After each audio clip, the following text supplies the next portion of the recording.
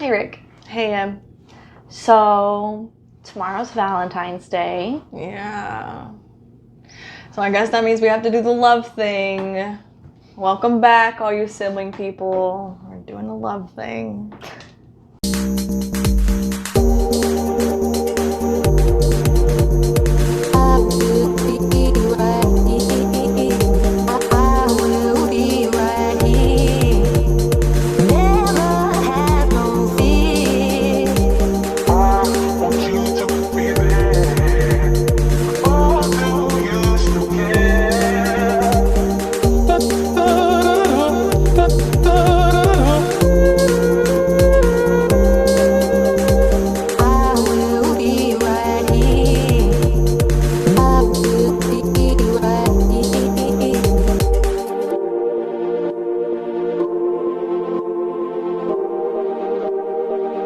This is Sisters Show Me How, a podcast, a place where we help you talk through all the real rough shit.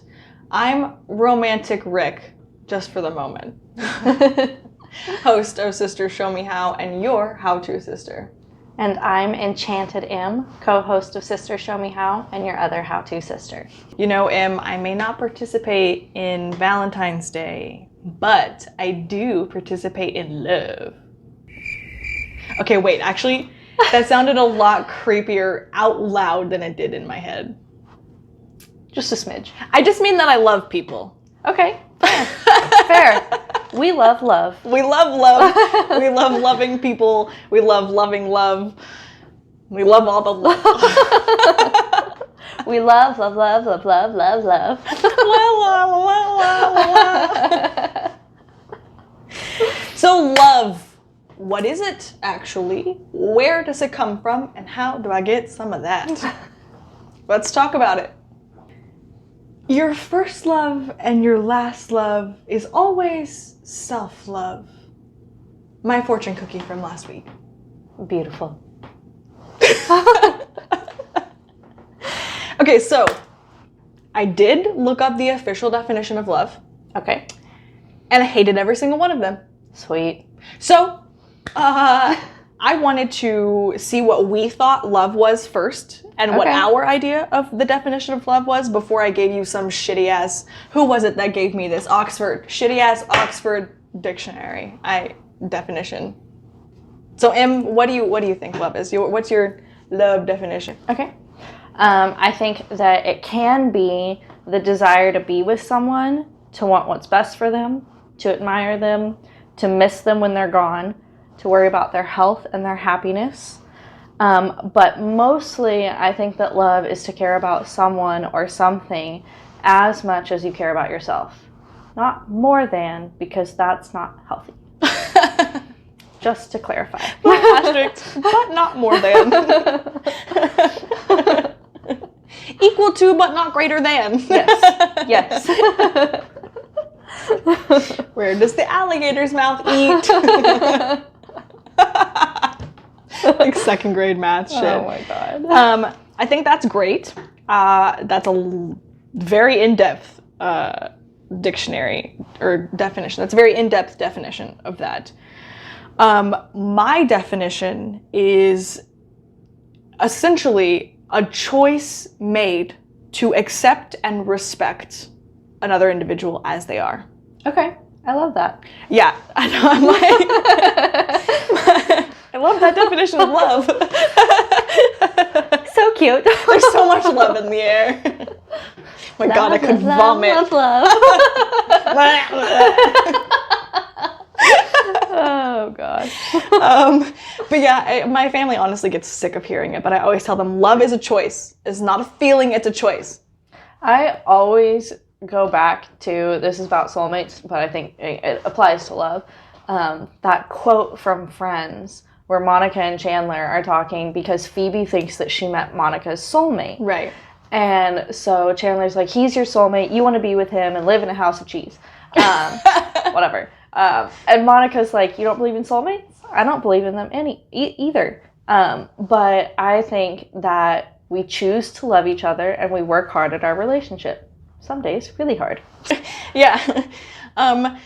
And adjacently to that, your soulmates actually could be something that's like not romantic at all. So it's like funny that they say that, because like sometimes I say that my brother is my soulmate because he and I are just so of the same mold. You know what I mean? Like we're like two puzzle pieces that go side by side. But like obviously I'm not romantically involved with my brother. That's incestual and disgusting, and also I don't find him attractive. No offense, bub, but it's not my cup of tea.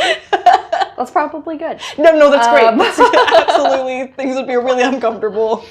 Oh my God, can we please change the subject? Yeah, anyways, no, I totally agree with that, because I think, yes, your soulmate could be someone you're friends with, someone who's your family. Right. I personally have always said that it was my cat. May she rest in peace. She's no longer with us. I miss you, Huxley.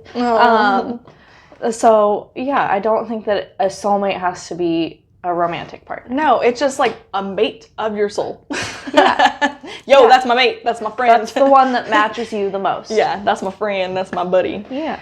Okay, so then the Oxford Dictionary of Love is an intense feeling of, I'm sorry, it's a noun. The intense feeling of deep affection, a great interest or pleasure in something. Verb, to feel affection for, to like or enjoy very much. I hate these. They're so stupid. One, because they count on fleeting feelings. That's like depending on motivation, okay? Right. Motivation is the flicker of a light switch that ignites your discipline. Motivation is not the thing that gets us done. Motivation is the thing that encourages us to think that we might want to put the work in to get things done. Right. That's all it is. It's just like a boop. And that's what love, the way that this interprets it, is. You know what I mean? That's what lust is. It's the thing that goes, boop, oh hey, catches your attention. You know what I mean? But that thing is fleeting, and the attraction that we feel, the stimulus that we get from that is lessened with prolonged exposure. Right. Well, I'm not sure that I agree with that, actually. It shouldn't, but there's like this feeling that people get accustomed to, and then like, oh, it waned. Like There's not as like that honeymoon period. Right. And yeah, I think people are talking more about lust and attraction and the excitement you feel from new relationships. Right. I would argue that love does not necessarily dissipate if you work at it. Yes. Well, and also, yeah, again, because love is not a feeling, it's a choice. So love is not a feeling. It's an action, it's a behavior, it's a discipline, it's a choice. Yeah. Yeah. All of these things. 1, 2, whatever. I don't know. So we just went over. What is love actually? It is the movie. A mix of several emotions and behaviors and beliefs based in feelings of affection, warmth, safety, protectiveness, and respect. Respect is a big one. If there is no respect, there is no love. And I'm going to say that again for those in the back. If there's no respect, there's no love. What she said. Because no, for real. Like you cannot love something or someone you do not respect, and simultaneously you cannot receive love from someone who does not respect you. Yes. Simple as that. Yeah. End of story, full stop, period. Period, end of story, full stop. I wanted to get that right. We got you. So, where does love come from then, if it's not a feeling, right? It comes from a cognitive choice, first of all. Okay. And then a commitment to uphold that. So love can be severed, obviously, because it's a choice, it's a boundary set up. But it comes from repeated acts of sacrifice and compassion. Oh, nice. I know. They're like, I sacrifice and I have compassion for you. Yeah. Oh, God, so nice.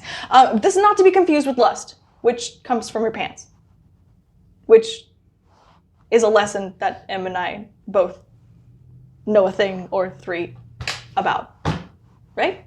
Yes. Yes. Talking from personal experience, when I was in college, anytime I would get my heart broken, I would just bed hop. This is disgusting, and I'm sorry to have to taint my reputation with you all and for you all to have this image of me, but there was a time when I thought that my only worth was in my pants. And I genuinely thought that the only way that I could gain a man's affection, because at the time I was purely heterosexual, to gain a man's affection was to allow him to abuse my body. And I put myself in so many precarious situations just on the hunt for love. Yeah, it's really easy. I think, the way that sex is portrayed in society today, especially religiously. We're going to skip past that, though, because you already know our feelings. Anyways, but I think the way that it's portrayed in society, along with just, you and I have both been through not so great relationships. Yeah. And I think that that's something that emotional abusers and manipulators often use to create that feeling of intimacy that they can tell the other person needs without them actually giving you real intimacy. Yeah. And so it's really easy for you, especially when you're still an adolescent going through this, because our brains don't develop till we're 25, and most of us have gone through this before we were 25. So yeah, you get it in your brain that sex is love. Yeah. And that is just simply not the case. Yeah. And I think you're right. I think that media pushes that forward really quickly, because it's also this whole idea of like, if you love me, you should want to fuck me, essentially. You know what I mean?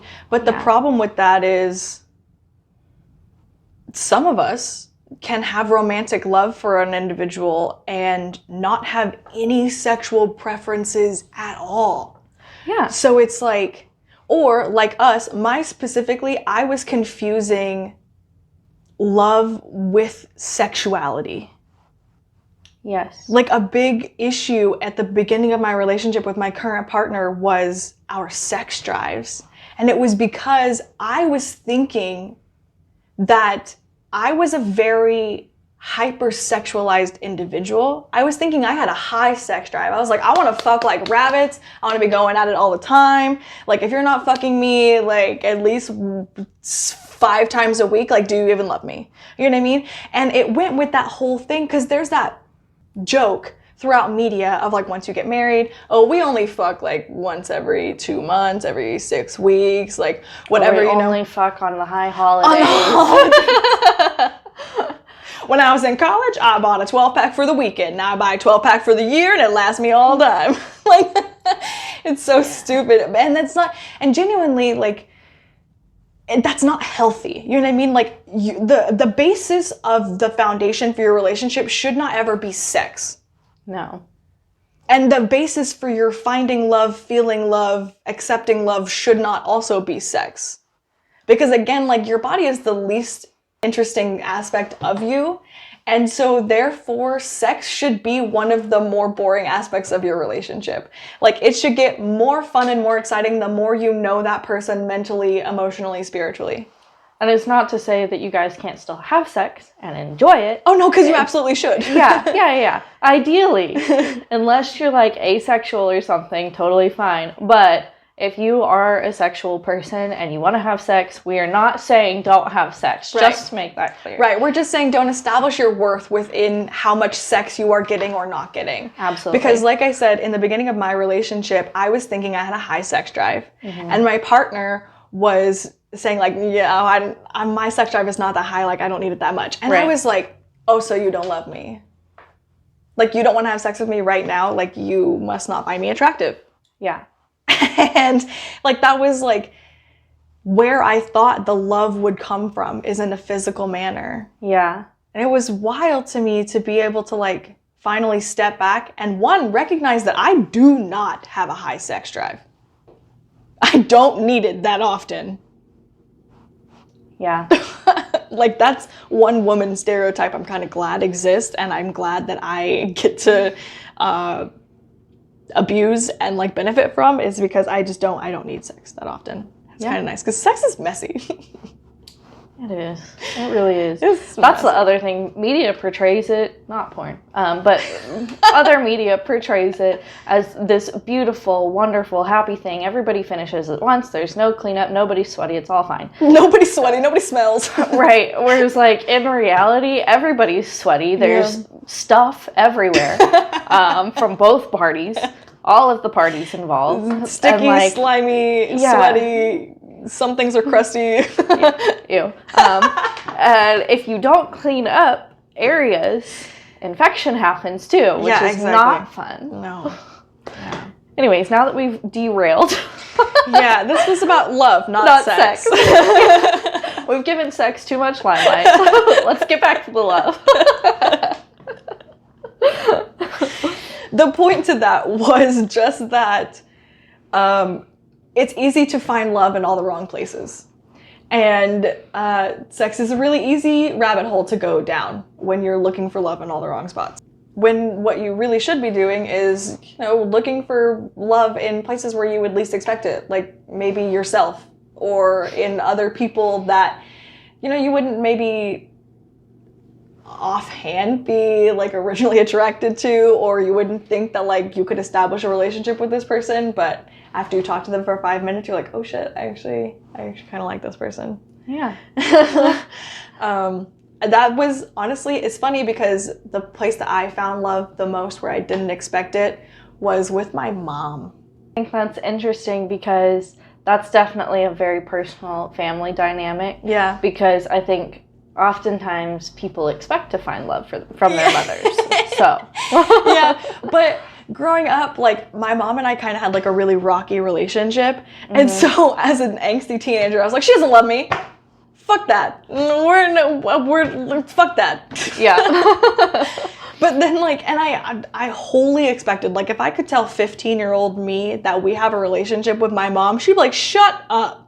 That bitch? Yeah, exactly. She's like, you're lying to me right now. I'd be like, no, really. And it's like, kind of chill. And I did not expect that. And I didn't expect that our relationship would grow the way that it has. Yeah. I also didn't expect my current partner to be my ex-best friend's little brother. Yeah.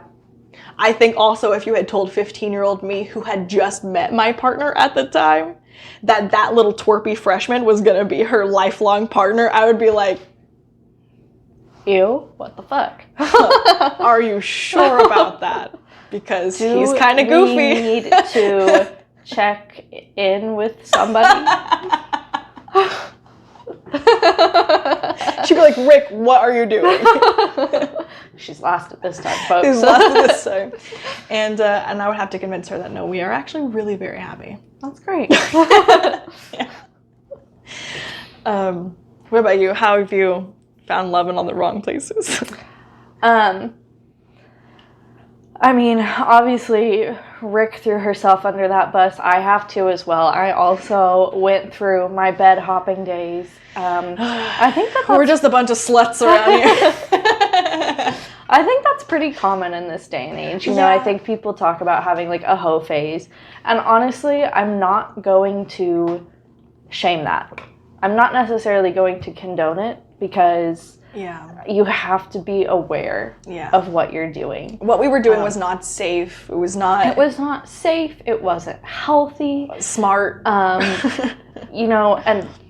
I will say that for me personally, it made me realize really quickly things that I liked and didn't like and what I was willing to put up with. So, like, there was some benefits to it, but yeah, very much not healthy for me and who I am as a person and my boundaries.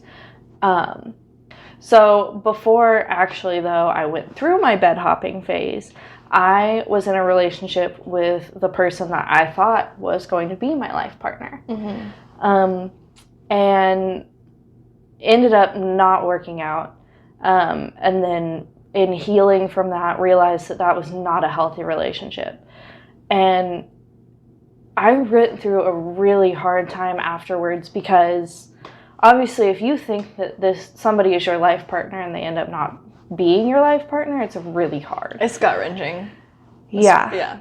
And there were times when I, like, really thought that I was never going to be able to love again. Yeah. And, like, looking back, having healed from that, all I can think about is if I could love somebody who was wrong for me that much, I'm just so excited to see how much I can love the person who's right for me.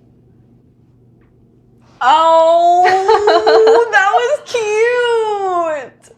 And also a really good point, because I think a lot of us get caught up in the like, I spent so much time with this person, I was so vulnerable with this person, and they fucked me over.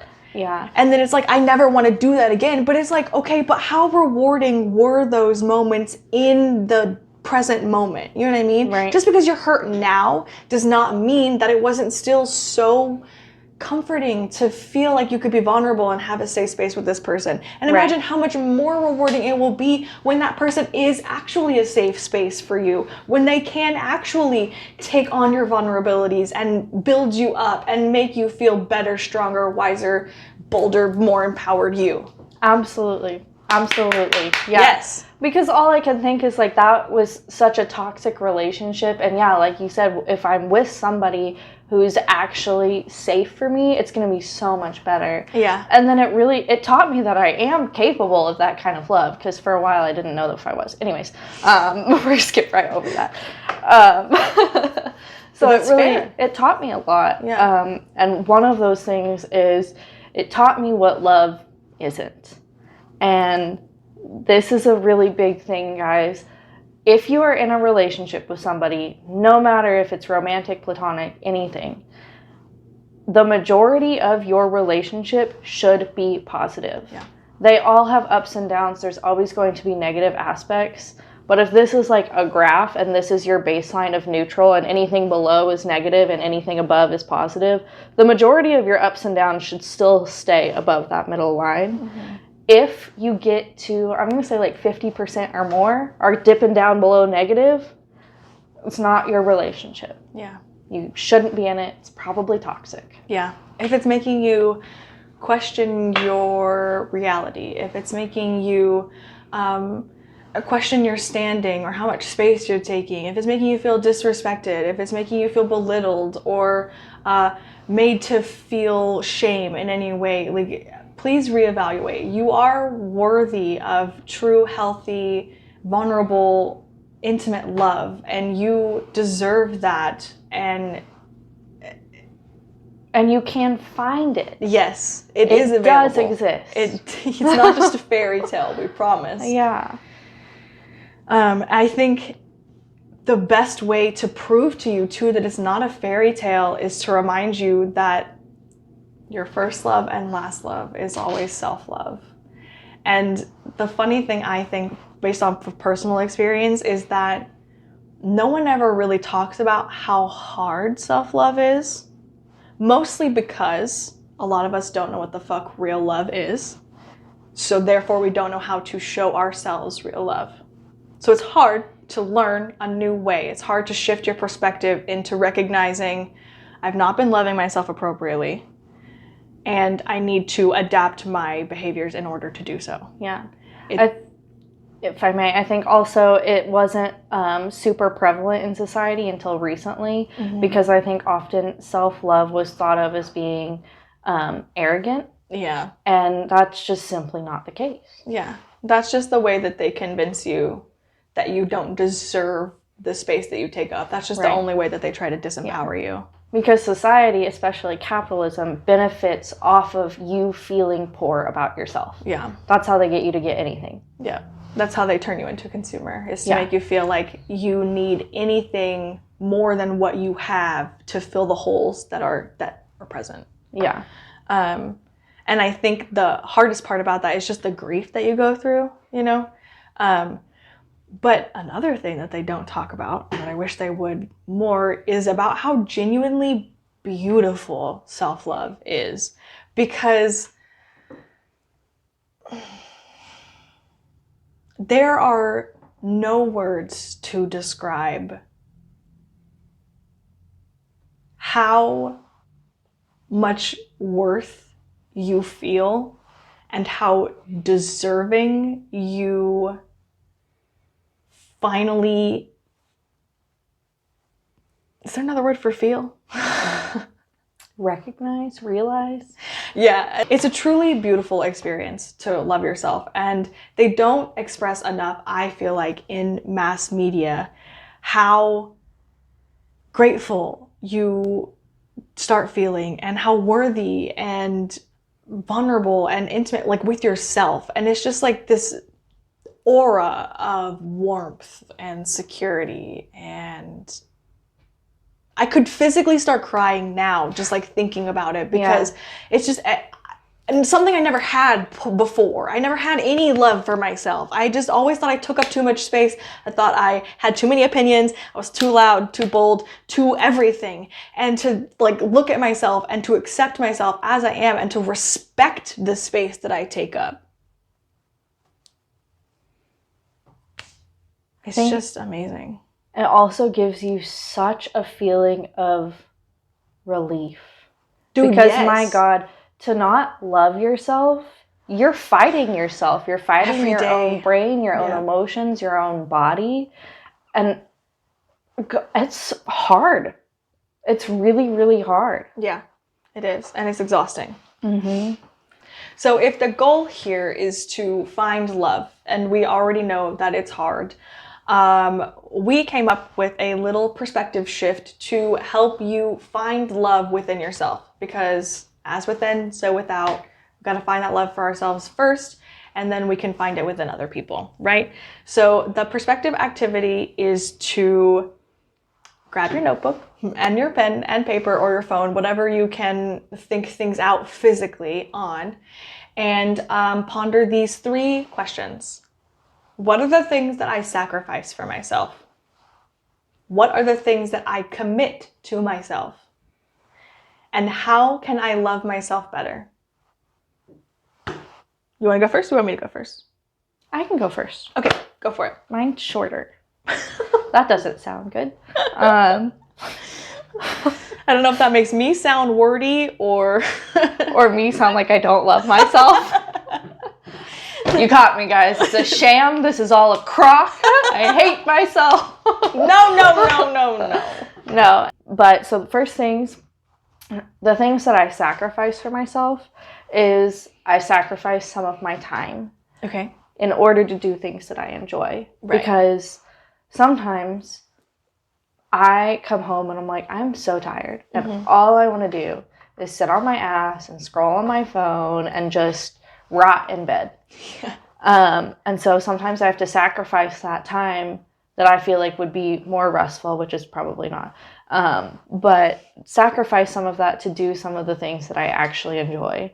Because that's going to be more fulfilling in the long run. Right. And then I also sacrifice my desires for my health. So like desires for junk food, desires to sit on my ass and not go to the gym. That's a good one. Yeah. Desires to have nicotine. Oh.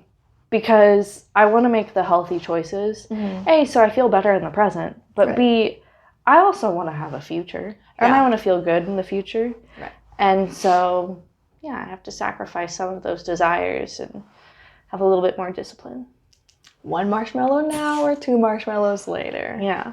I want my 2 marshmallows when I'm 60. Yeah. As well as now. But, I'm just going to have 0 marshmallows so I can have the 2 later. Whatever. You get it. I also sacrifice my effort for my mental health. So I have to put in that work to address things and get through things and try and better myself, because once again, marshmallows, I know in the long run I would rather have the 2 marshmallows later than the 1 marshmallow now. Yeah. So that was such a good little tip for us. I love that we're using that. I love it. It's super cute. Okay, so what kind of things are you committing to yourself then? In the name of love. In the name of love. I love it. I am committing to myself my bedtime routine and my sleep schedule. Oh, yes. Because I'm a sleepy bitch. I'm a sleepy bitch. I know myself. I do not function well if I don't get enough sleep. I'm going to be crabby. I'm going to have a headache. My body's going to hurt. Just all around not a good time for myself and anybody who has to be around me, let's be honest. So I'm going to commit to myself getting that sleep. I do commit to myself getting that sleep. I've put in a lot of effort to fix my bedtime routine, and it's gotten so much better. Yeah. You said, if I'm a sleepy bitch, I'm a cranky bitch, so beware. Exactly. Yes. Approach Also, with caution. Also, your sleep, in you women, all you sisters out there, I'm looking at you. Sleep is the one thing that helps to prevent early onset Alzheimer's in women. This is the whole core for your memory bank. And that's not just for women, that's for men too. If you want to remember shit, you need to get the appropriate sleep schedule, because that's how your brain, like, you know, saves to the older folder that's gonna like turn it into long-term memory. Okay, so we need that shutdown and restart. Sleep is important. Yeah, you got to upload to the cloud. Exactly.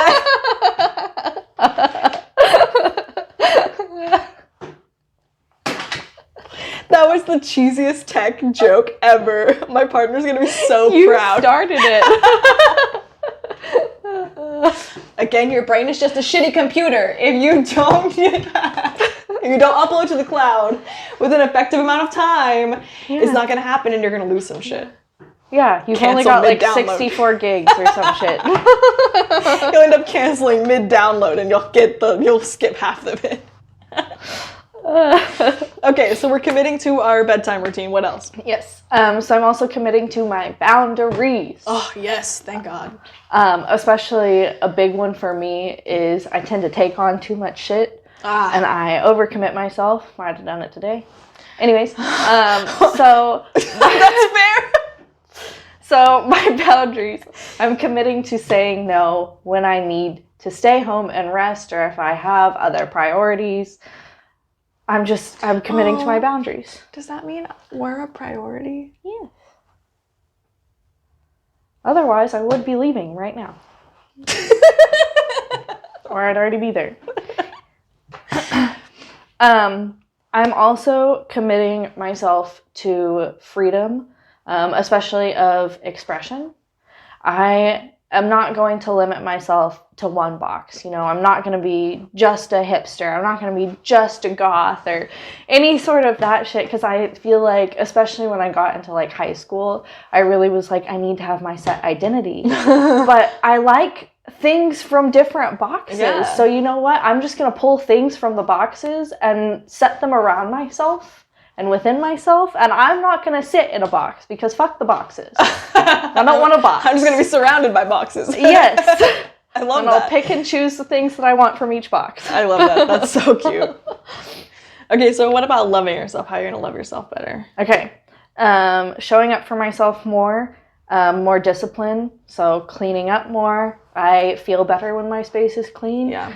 And so I need to have that discipline to come home. Especially, I feel like I wait until the weekends to clean up, because I think that I'm going to have more time. And I'm like, you have 5 hours when you get home. Fucking clean after work. Yeah, or even like break it up into smaller chunks. Like, I only do my laundry on Wednesdays. Right. That way I don't have to do it on the weekends. Right. And then I vacuum on Thursdays, because then I don't have to do it on the weekends. Yeah. But then it's only one chore on those one day, so it doesn't feel overwhelming at all to me. And that it feels like I can just like get more done. And then my weekend is for me. Yeah. I think for me, my issue is if I break things up, it tends to make me feel like I don't have a set day to just relax and do what I want. And I'm like... But what if you gave yourself a set day, like a whole day to relax and do what you want? Well, I mean, yes, obviously. But, like, that's what I'm saying is... That's where my issue comes from, is, like, for some reason my brain thinks, like, well, if we do one chore a day, then we never have a day that, like, is just to do nothing. Anything. Yeah. And it's like, okay, is vacuuming going to take the entire day, and is it going to ruin my day and make it not restful? Fuck no. It's a 10-minute chore. Yeah. So, yeah, it's just, I don't know, it's some weird mindset. I think I got into it in college when I was so overwhelmed with everything, and I was constantly busy and never had time for myself, that I really did need to have one day. Yeah. And I don't think I need that anymore. I have so much more free time. Yeah. So I but just also, need even if that is a thing that you do need, like, there is a way to incorporate, you can have a whole day of rest and still incorporate one chore a day, and flip that switch in your brain that says, oh, I don't have any time for myself, and recognize when I'm doing these things, I'm making time for myself. Yeah. Yeah, that's a good point. Yeah. I like that. Okay, so what else are you gonna do to love yourself better? So more gratitude and more focusing on abundance, which I have been doing better about lately. So Good. I think that is awesome, but I can still do a little bit more. Yeah, that's fair. Especially, we've talked about this before, my resolution is to be better about my spending habits and my budgeting. And that's something I'm continuing to move through and continuing to get better at. And I can just always be better. So that's fair. Trying to do. And then also, kind of going back to not putting myself in a box, I want to step out of my comfort zone a little bit more. I think COVID, especially since I was already a kind of shy, introverted person and I had some anxieties, that just like staying at home by myself so much really brought everything to the surface. And I'm still trying to get through some of that stuff. Mm-hmm. And I think what has happened is I stay in my comfort zone way too much. Yeah. And I don't want to do that anymore. That's boring. Yeah, it is boring. Yeah. So being in a box is boring. Yeah. Fuck the boxes. Fuck the boxes. Jump out your box. All right. So your turn. Tell me what you sacrifice. Tell me what you sacrifice. Okay, I sacrifice my time for my emotions. I used to not ever give myself space to process my emotions and my grief, and that led to me compacting everything and just like being really angry all the time. Super healthy. Yeah, super healthy. Not. And so the second that it started with grief. The second that I allowed myself time to process my grief, well, then he introduced me to gratitude. And she just lit my life up like a dime. So it's been really beneficial for me to continue to sacrifice my time for my emotions, because I keep finding so many more of them that I never knew even existed. Yeah. And so many of them are so fun, like gratitude and humility and joy. I'm like, joy's a... Who wouldn't like joy? No, exactly. She's a bundle of sunshine. I also sacrifice my energy for my character. Okay. And by that, I mean that, like, there are certain characteristic traits and attributes that I want to be, hold, have, embody. And in order to do so, it requires patience. Yeah. I don't have a whole lot of that to begin with. So it requires a lot of exertion of energy on my part to be able to utilize patience that I don't typically have.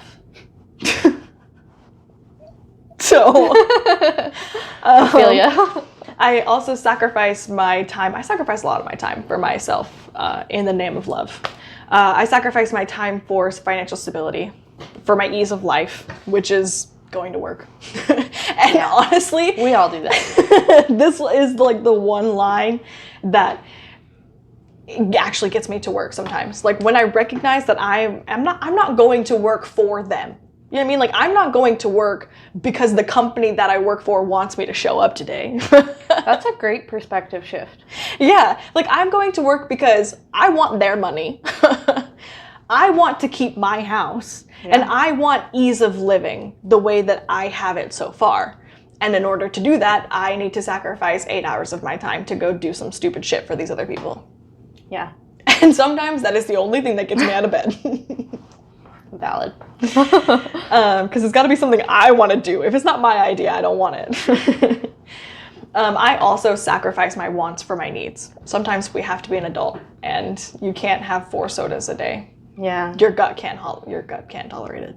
Yeah. Mine can't, at least. I don't know about you who have iron stomachs, but that's not me. Me either. Yeah, I just feel like my body deserves a good host. Absolutely. So your body is a temple. Really though, like, your body is your house for you. Like, you are not your body. Your body is not you. But you live in your body, and your body houses you. So, like, one and the same. You need to take care of it. Otherwise, there will no longer be a you in this body. And that might suck. Yeah. All right, so what are you committing to yourself? Okay, so I'm committing a couple things to myself. One is a routine. Like you said, my bedtime is very important to me. But also, I need like cleaning schedules. Those routines are very important to me. Weekly routines, routines for my hobbies are very important to me. Like I'm a very type A personality, so I'm trying to incorporate a lot of routines to encourage myself to commit more things to myself. Okay. You know, because it's like then I have a deadline, I have a specific time set up for it, and there's no excuse not to do that thing. Yeah. I made space for it, so why not do it? Mm-hmm.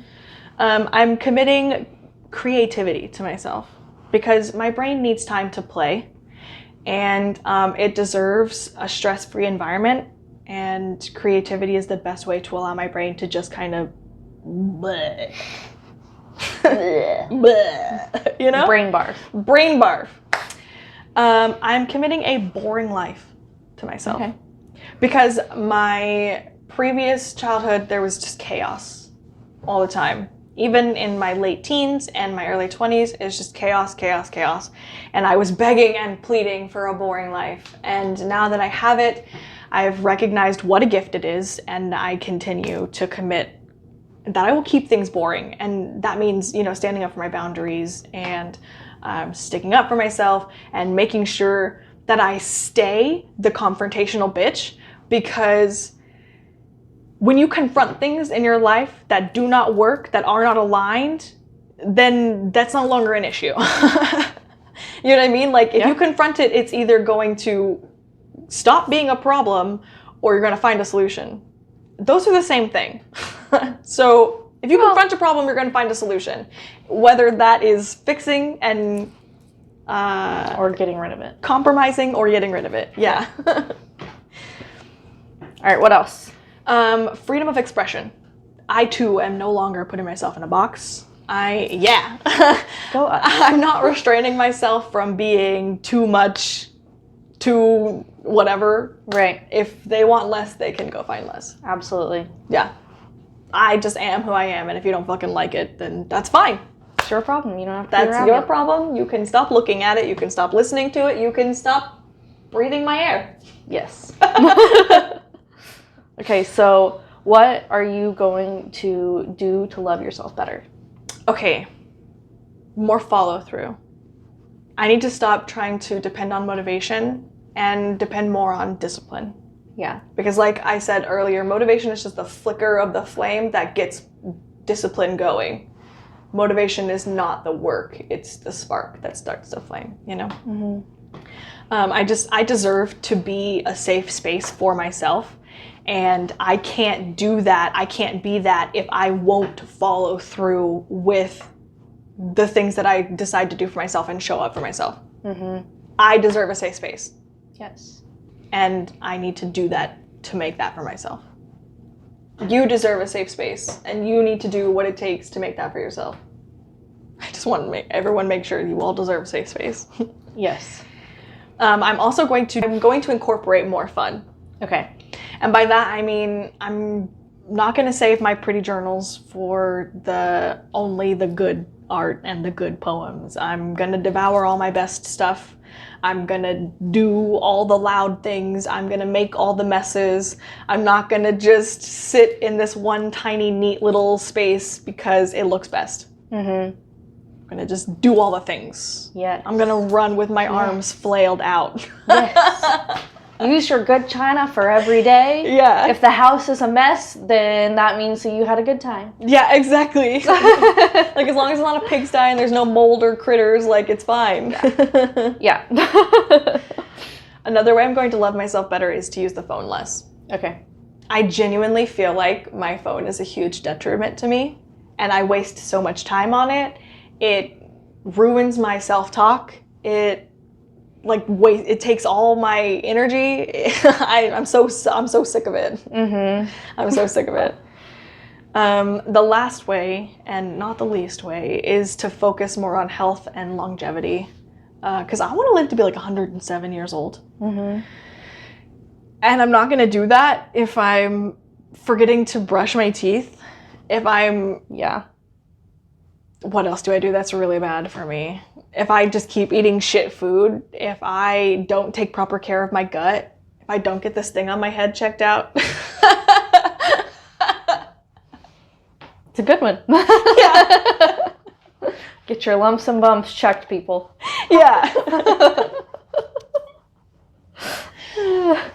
Overall, I think my sisterly advice would be, when looking for love, look no further than the mirror and do your best to radiate your light into the world, because your community deserves your bright light, and also you deserve to see it radiate and shine.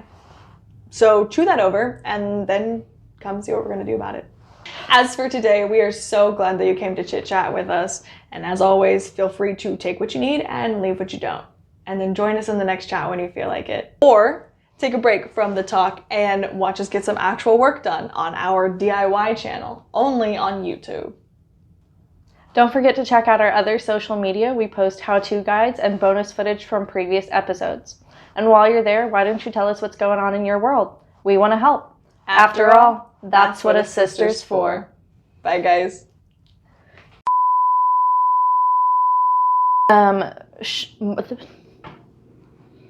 Okay. Am I having a stroke?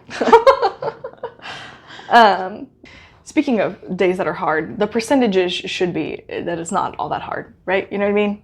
You're stealing one of my points from later. Oh my god, I'm so sorry. Maybe I'm doing that unintentionally. Okay, we're gonna. It's fine. I've done that to you like 4 times or something. We're gonna not say that.